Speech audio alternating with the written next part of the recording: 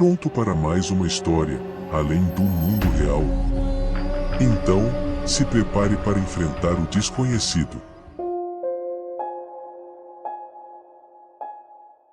Eu era um jovem de 18 anos, um daqueles que acreditam que nasceram destinados a mudar o mundo, quando decidi passar a virada do ano de 1986, longe da civilização, imerso na natureza.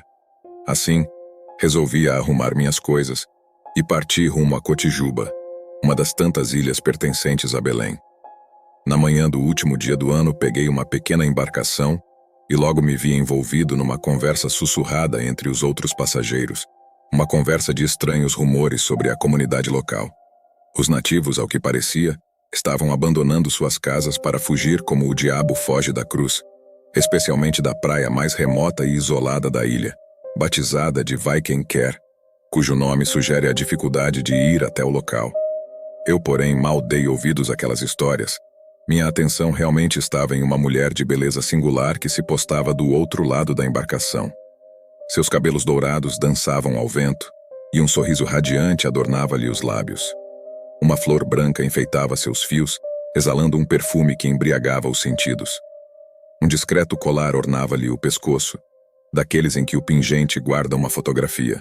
Ela notou meus olhares, e timidamente retribuiu com sorrisos que me lançavam em transe. Quando desembarcamos, puxei uma conversa. Ali mesmo, no cais rústico de Cotijuba, começamos a bater papo, como se fôssemos velhos conhecidos de muitas vidas passadas. Falamos sobre desbravar o mundo, conhecer pessoas novas, e foi então que ela revelou não ser nativa daquelas paragens, apenas uma viajante temporária em busca de aventuras.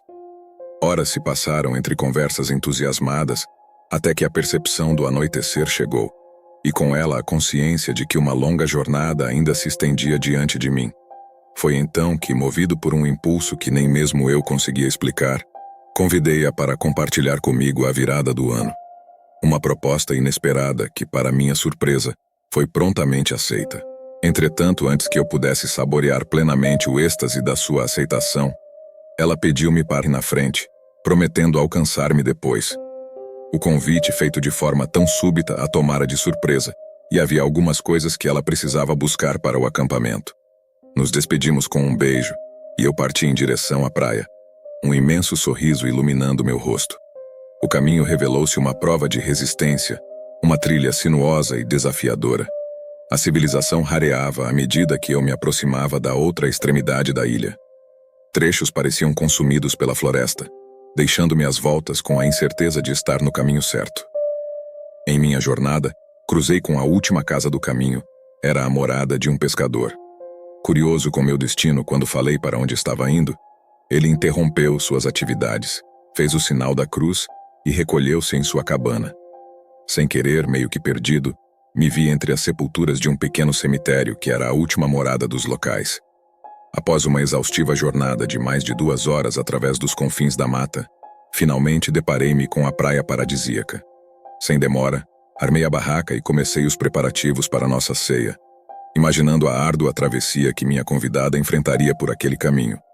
Contudo, ela já estava há mais tempo na região do que eu e, presumivelmente, conhecia algum atalho. Decidi descansar brevemente para recobrar minhas forças após a exaustiva caminhada. Mal havia me deitado quando fui chamado pela presença da mulher encantadora que acabara de conhecer.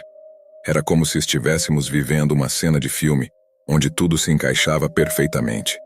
Vestida com um longo e transparente vestido branco que delineava suas curvas com sutileza, ela ostentava a mesma flor nos cabelos, espalhando seu doce aroma pelo ar. O colar em seu pescoço conferia-lhe um ar angelical. Ao nos envolvermos num abraço, uma paixão arrebatadora tomou conta de nós, consumindo nossos pensamentos e desejos em um só instante.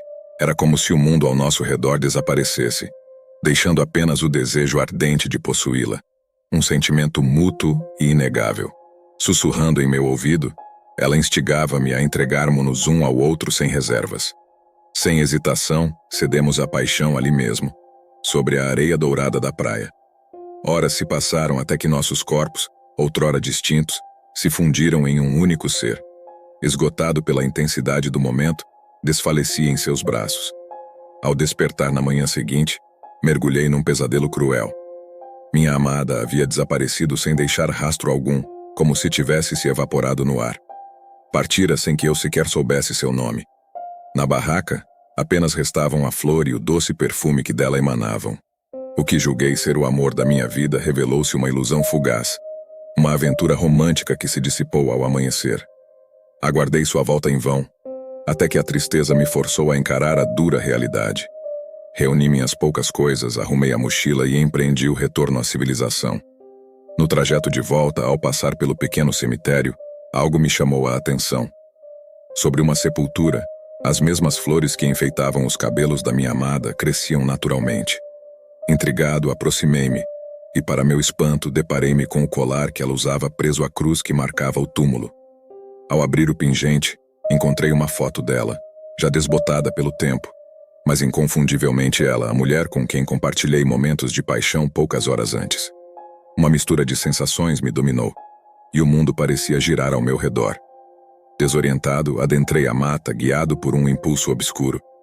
Sem rumo definido, deparei-me novamente com a casa do pescador, cuja expressão naquele dia denunciava presságios sombrios.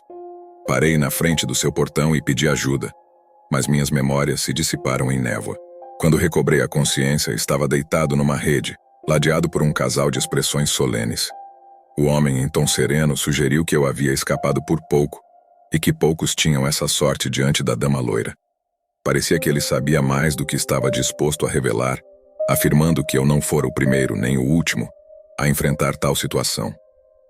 A mulher acrescentou que o marido deveria ter me impedido de ir à praia naquela noite, mas que provavelmente eu já estava encantado pela beleza da mulher misteriosa e que com certeza não acreditaria nele. Atordoado, questionei como aquilo era possível, pois estive com ela durante horas, na presença de outras testemunhas, sentindo sua pele junto à minha. O pescador explicou que ela só se revelava ao escolhido e que muitos enlouqueciam ao fazê-lo. Ainda confuso, perguntei sobre a identidade da mulher. Eles sabiam apenas que não era da região. Alguns diziam que era uma viajante cujo destino final foi o afogamento ao cair de um barco. Outros, mais sombrios, afirmavam que simplesmente as águas a trouxeram sem vida. De qualquer maneira, ela estava sem documentos e foi sepultada como indigente. A tristeza que me envolveu foi profunda ao compreender que aquela mulher era, na verdade, uma assombração sinistra, determinada a manter-se no mundo dos vivos.